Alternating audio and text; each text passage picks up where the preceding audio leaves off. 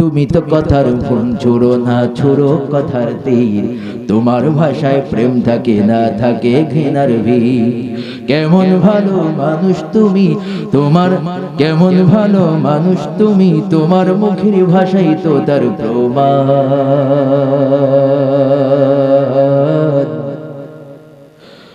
ভালো যেজন তার কিছু না থাকুক তবু ঠিক থাকে তার জবান, ঠিক না? ভালো যেজন তার কিছু না থাকুক তবে ঠিক থাকে তার জবান। তুমি তো কথার ফুল ছোড়ো না, ছোড়ো কথার তীর। তোমার ভাষায় প্রেম থাকে না থাকে ঘৃণার ভিড়। কেমন ভালো মানুষ তুমি, তোমার মুখের ভাষাই তো তার প্রমাণ। বন্ধুগণ আমার, সেই দিন আপনি যদি দেখেন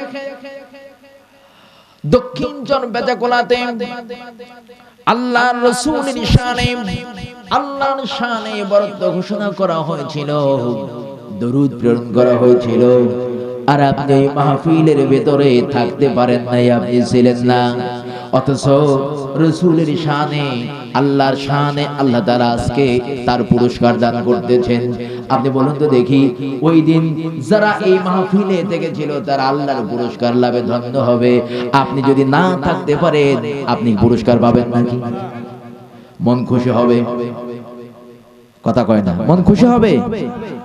আমার বন্ধুগণ, ভাইরা আমার, বাবাজিরা আমার, রাসূল আকরাম সাল্লাল্লাহু আলাইহি ওয়াসাল্লাম নিজের ব্যাপারে উম্মতের সামনে এমন ভাবে নিজেকে উপস্থাপন করেছেন। রাসূল করিম সাল্লাল্লাহু আলাইহি ওয়াসাল্লাম বলেন, আমার আর তোমাদের মাঝে এমন একটা মধুর সম্পর্ক যে একটা লাইটে যখন আলো জ্বলে, দেখবেন অনেক পোকা কিন্তু গরমের দিনে ওই লাইটের আলোতে এসে পড়ে। আল্লাহর নবী বলেন, ওই পোকাটা বসে না, যার কারণে ওই লাইটে আসে, গরম লাগতে লাগতে একটা পর্যায়ে সে কিন্তু মারা যায়। রাসূলুল্লাহ বলেন, তোমাদের সাথে আমার সম্পর্ক এমন, বেদিনদের পক্ষ থেকে, ধর্মহীনদের পক্ষ থেকে, আল্লাহর বিরোধী শক্তির পক্ষ থেকে অপশক্তির তৎপরতা চালিয়ে আগুন জ্বালানো হয়েছে। আমি দেখতে পাচ্ছি আমার উম্মতগুলি ওই আগুনে ঝাঁপ দিয়ে পড়তে যেতেছে, পোকার মতো করে আগুনে পুড়ে মরতে চাইতেছে। আর ওই অবস্থায় আমি নবী তোমাদেরকে তোমাদের কোমরে হাত দিয়ে ধরে ধরে ওই আগুন থেকে তোমাদেরকে বাঁচানোর জন্য আমি নবী চেষ্টা করছি।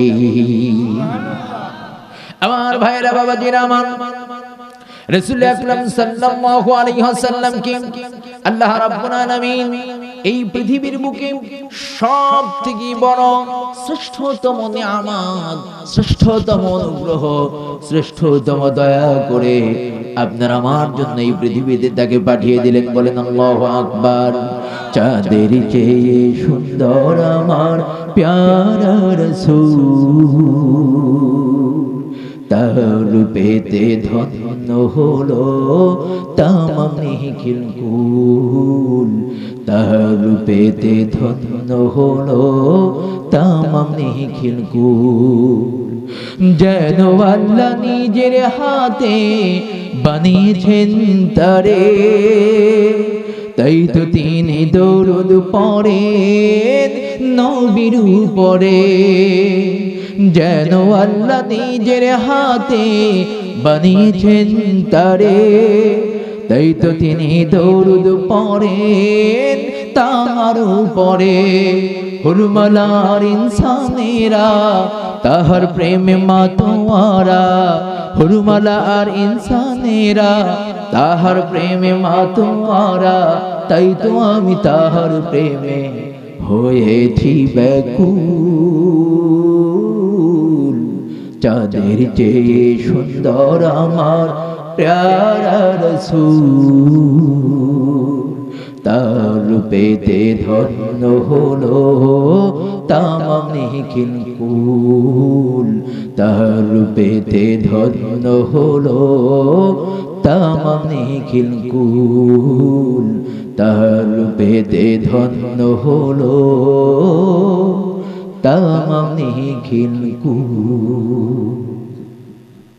মারহাবা বলে, খারাপ লাগতেছে? আমার বন্ধু একান্ত আপনজনেরা আমার, দিনী ভাইরা আমার, একটু বিবেক দিয়ে খেয়াল করুন।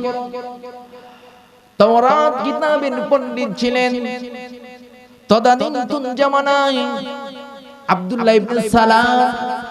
তিনি মুসলমান তখনও হন নাই, ইহুদি ছিলেন। এই ইহুদি পণ্ডিত জীবনে তাওরাতের কত কথাই না তিনি পড়লেন, মানুষকে শোনালেন। আব্দুল্লাহ ইবনে সালাম লোকেদের মুখে আল্লাহর নবীর বিরুদ্ধে অসংখ্য অগণিত তিরস্কার, বদনাম, দোষের কথা মানুষের মুখ থেকে শুনেছেন।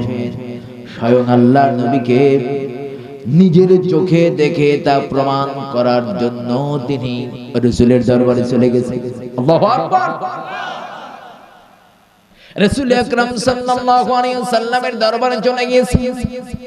যাওয়ার পরে আব্দুল্লাহ ইবনে সালাম রাদিয়াল্লাহু তাআলা আনহু আল্লাহ নবীর চেহারার দিকে অপলক নয়ন দিয়ে তিনি তাকিয়ে আছেন, আর চোখের পলক পড়ে না, চোখের পলক পড়ে না। আল্লাহু আকবার।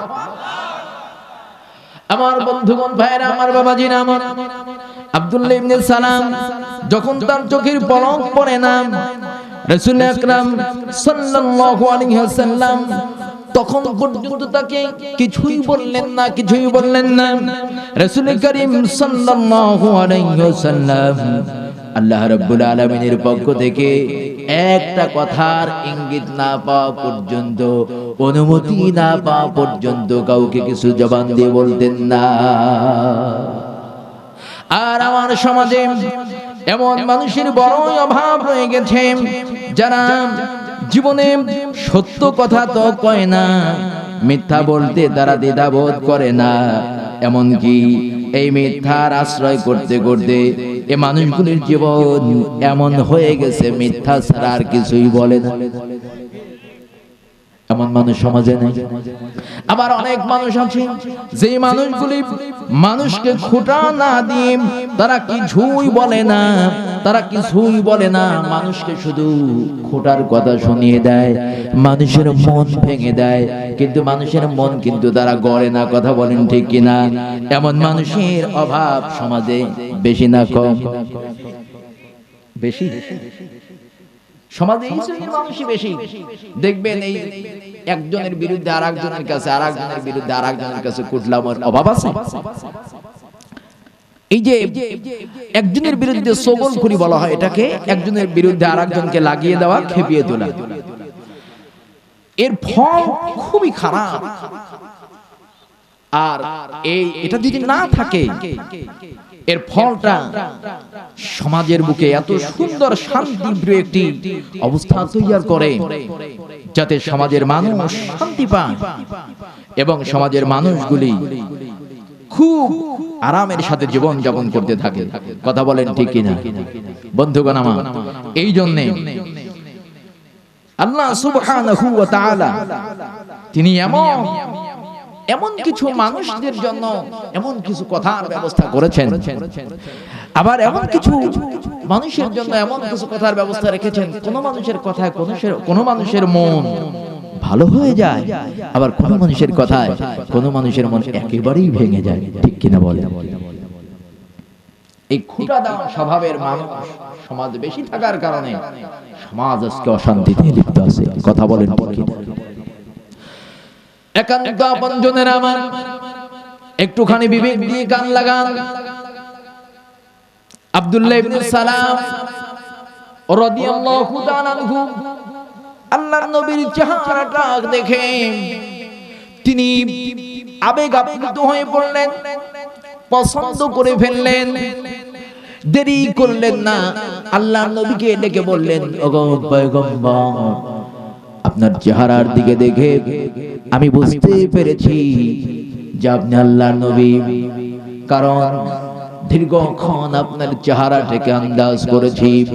আমি যখন আমার চোখের পলকগুলি ফেলি, চোখের পলক পড়তে দেরি, আপনার নুরানি মুখ থেকে মুক্তোর দানা ঝরতে আমি দেরি দেখি না।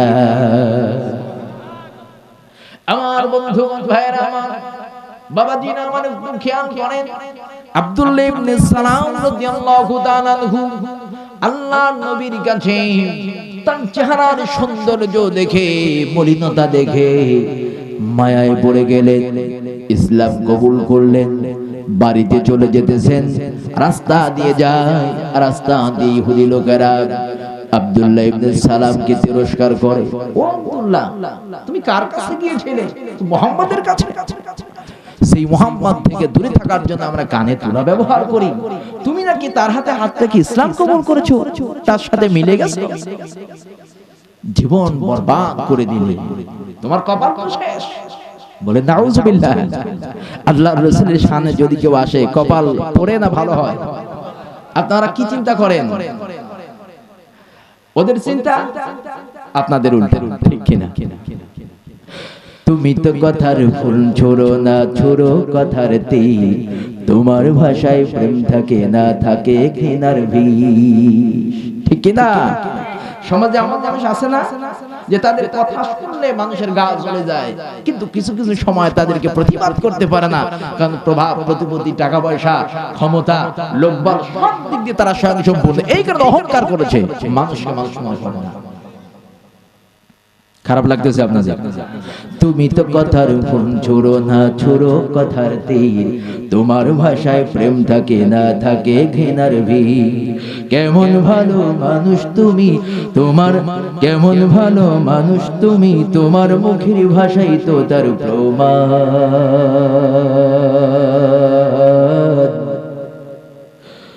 ভালো যেজন তার কিছু না থাকুক তবু ঠিক থাকে তার জবান, ঠিক না? ভালো যেজন তার কিছু না থাকুক তবে ঠিক থাকে তার জবান। তুমি তো কথার ফুল ছোড়ো না, ছোড়ো কথার তীর, তোমার ভাষায় প্রেম থাকে না, থাকে ঘৃণার ভিড়। কেমন ভালো মানুষ তুমি, তোমার মুখের ভাষাই তো তার প্রমাণ। ভালো যেজন তার কিছু না থাকুক তবু ঠিক থাকে তার জবান। ভালো যেজন তার কিছু না থাকুক তবু ঠিক থাকে তার জবান, ঠিক কি না? তুমি তো খোঁচা বিদ্বেষে আর মিথ্যাচারের নেশায়, রোজ রোজ কত মন ভেঙে দাও মন্দ বলি ভাষায়। তুমি তো খোঁচা বিদ্বেষে আর মিথ্যাচারের নেশায়, রোজ রোজ কত মন ভেঙে দাও মিথ্যে বল মন্দ বলি ভাষায়। যেমন মানুষ তেমন ভাষা, যেমন মানুষ তেমন ভাষা, মন্দ ভালোর তফাৎ করে বয়ান। ভালো যেজন তার কিছু না থাকুক তবু ঠিক থাকে তার জবান। ভালো যেজন তার কিছু না থাকুক তবু ঠিক থাকে তার জবান। তুমি তো কথার ফুল ছোড়ো না, ছোড়ো কথার তীর, তোমার ভাষায় প্রেম থাকে না, থাকে ঘৃণার ভিড়। কেমন ভালো মানুষ তুমি, তোমার মুখের ভাষায় তো তার প্রমাণ। ভালো যেজন তার কিছু না থাকুক তবু ঠিক থাকে তার জবান, ঠিক কিনা? আমার ভাইয়েরা আপনারা আছেন না গেছেন? আমি কি সালাবানা থামাবো? তুমি তো পরাজিত মনের খেদ মেটানো ছলে, কথা কি মিলতেছে? তুমি তো পরাজিত মনের খেদ মেটানোর ছলে, ভাষার ছুরি চালাও নেহাত বেকসুরের গলে। এমন করে কি নাম কোনো দিন শেষে তো তোমারই বদনাম। ভালো যেজন তার কিছু না থাকুক তবু ঠিক থাকে তার জবান। ভালো যেজন তার কিছু না থাকুক তবু ঠিক থাকে তার ঈমান, ঠিক কি না? বলেন মারহাবা। আমার ভাইয়েরা, বন্ধুরা, বাবাজিরা, আব্দুল্লাহ ইবনে সালাম রাদিয়াল্লাহু তাআলা আনহু বাড়ির দিকে রওনা করলেন। পথিমধ্যে ইহুদি সম্প্রদায়ের লোকেরা, তার গোত্রের লোকেরা তাকে ডাক দিয়ে কয়, আব্দুল্লাহ ইবনে সালাম, তোমার কপাল যাও বা ভালো ছিল, এতদিন ইহুদির মধ্যে ছিলে, এখন মনে হয় তোমার কপাল নিঃশেষ হয়ে গেল, পুড়ে গেল। কারণ হচ্ছে তুমি মক্কার হতভাগা, যার পিতা আগেই মারা গিয়েছে, মা মারা গিয়েছে, দাদা চাচাও মারা গিয়েছে, কেউ যার আশ্রয় নাই, এমন মানুষ মক্কার কোন মানুষ যাকে পছন্দ করে না, হিজরত করে মদিনায় চলে এসেছে। ওই মানুষটার হাতে হাত রেখে তুমি একাকিত্ব হয়ে গেলে, আমরা ইহুদি সম্প্রদায়ের লোকরা আজকের থেকে তোমার সাথে নাই। বলে নাউজুবিল্লাহ। আমার ভাইরা, এটা আমি আপনাদেরকে বলতেছিলাম, আপনাদের খারাপ লাগতেছে নাকি? এখন যদি বলি আল্লাহ এবং আল্লাহর রাসূলের সাথে আপনাদেরকে ভালোবাসা মহব্বত সম্পর্ক রাখতে হবে, রাজি আছেন কি? আমার বন্ধুগণ, আমি তো এই কথা জোর গলায় বলতে পারি, রাজি তো কেবল সেই থাকবে না যে যার রক্তের ভিতরে ভেজাল, যার রক্তের ভিতরে ভেজাল, যার গোশতের ভিতরে ভেজাল, যার জন্মের ভিতরে ভেজাল, যার বীজের মধ্যে ভেজাল আছে, ওই মানুষ ছাড়া কেউ আল্লাহ এবং আল্লাহর রাসূলের বিরোধিতা করতে পারে না, ঠিক কি না? আমার ভাইয়েরা, যুবক একটা মোটরসাইকেল ভালো দামি পেয়েছে, রাত 12টা, গভীর রাত, বিশ্ব রোডে মোটরসাইকেল নিয়ে যেতেছে, গাড়ির গতি 80 থেকে 90 উঠিয়ে দিয়েছে। যুবক রাস্তা দিয়ে যায়, এত জোরে জোরে গাড়ি চালায়, আনন্দে আছে না এমন যুবক? দেখবেন সমাজে মুরব্বি বাসেন না, আলেম ওলামা দেখেন, ভালো কথা খেয়াল করে না, কিন্তু গান বাজনা শুনলে মন তার আর স্থির থাকে না, মানে না, ঠিক কিনা? মুরব্বি কি কইতেন, কপাল যদি পোড়াতে চান, আবার অনেক মুরব্বি বাবা যে আছে, মুখে দাড়ি কি করবে, রুমাল দিয়ে মুখটা বাঁধিয়ে ঢেকে নিয়ে তারপর ওই নাচা গান অনুষ্ঠান করে। আমি বোধহয় বানায় বললাম, আরে বাবা, ওই গায়িকা নায়িকা নর্তকী, দুনিয়ার নসা নরাধম পসা নর্দমার কীট মমতাজ বেগম যদি এখানে এসে একটু ডাক দিকে বুকটা ফেটে যায়, আপনারা কি ঘরে বসে থাকতেন? হ্যাঁ? আরে বাবা, এটা আমিও জানি, এই যুবকেরা মুরব্বীরা তো আসতে আসতো, মহিলা পর্যন্ত আসতো। কি আপনারা বেজার হলেন? আপনাদের এলাকার মহিলারা ভালো, আলহামদুলিল্লাহ, জানি, তারপরেও বলছি, কারণ বিভিন্ন জায়গায় দেখি তো এরকম আছে না? আমার ভাইয়েরা, বাবাজিরা, আমি ওদিকে যেতে চাই না, শুধু এতটুকু কথা আপনাদেরকে আমি শোনাই। আজকের সমাজে মহিলারা কিন্তু নেতৃত্ব দেয়, অনেক পরিবার আছে, ওই পরিবারে দেখবেন পুরুষ কর্তা নাই, কারণ এই পরিবারের ভিতরে দাম্পত্য জীবন যখন শুরু হয়েছিল, শুরুতেই সুদ না, শুরুতেই যৌতুকের অভিশাপ কিনা। মুরব্বী বাবাজি, ছেলে বড় হয়েছে, অঙ্ক কাজা শুরু করে দিয়েছে, কত টাকা যৌতুক নেবে। অনেক সার কিন্তু বাজারে বিক্রয় হয়, দেশ থেকে কোরবানি সামনে রেখে অনেকে কিন্তু সারগুলো প্রতিপালন করে। এরকম কিছু গার্জিয়ান বাবা আছে, কিছু মানুষ নামক ছেলে নামক সার প্রতিপালন করতেছে। এই সারগুলি দরদাম উঠায়, আমাদের ওদিকে আছে, আপনাদের এপারের লোক মানে অনেকটা ভালো, আলহামদুলিল্লাহ, কিন্তু আপনাদের চাইতে আমাদের ওদিকে এই সব বিষয়গুলো খুব বেশি আছে। আপনি অবাক হবেন, সর্বপ্রথম আমাদের গ্রামের এক সার 8 লক্ষ টাকা দিয়ে কেনা হয়েছিল। 8 লক্ষ টাকা। আপনারা বলেন, সার